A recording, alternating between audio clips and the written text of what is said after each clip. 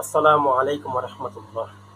আজকে আরাফার দিন, আর মুজদালিফা যাওয়ার সময় সবাই তালবিয়া পাঠ করে। আর কোরবানির সানাত 9 তারিখ থেকে 12 তারিখ পর্যন্ত তালবিয়া পাঠ করে। আমরাও তাকবীর দেব ইনশাআল্লাহ। আল্লাহু আকবার, আল্লাহু আকবার, লা ইলাহা ইল্লাল্লাহ, আল্লাহু আকবার ওয়া লিল্লাহিল হামদ। আল্লাহু আকবার, আল্লাহু আকবার, লা ইলাহা ইল্লাল্লাহ, আল্লাহু আকবার ওয়া লিল্লাহিল হামদ। আল্লাহু আকবার, আল্লাহু আকবার, লা ইলাহা ইল্লাল্লাহ, আল্লাহু আকবার ওয়া লিল্লাহিল হামদ। ইনশাআল্লাহ সবাই আমরা তালবিয়া পাঠ করার চেষ্টা করব, আর সবাই তালবিয়া পাঠ করব।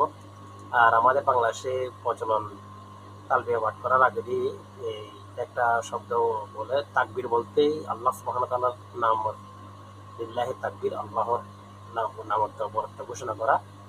আর আমরা প্রথমে বলি তাকবীর, আল্লাহু আকবার। তাকবীর বলা যাবে না, তাকবীর বলতে হবে না, শুধু আল্লাহু আকবার, আল্লাহু আকবার, লা ইলাহা ইল্লাল্লাহু, আল্লাহু আকবার ওয়া লিল্লাহিল হামদ।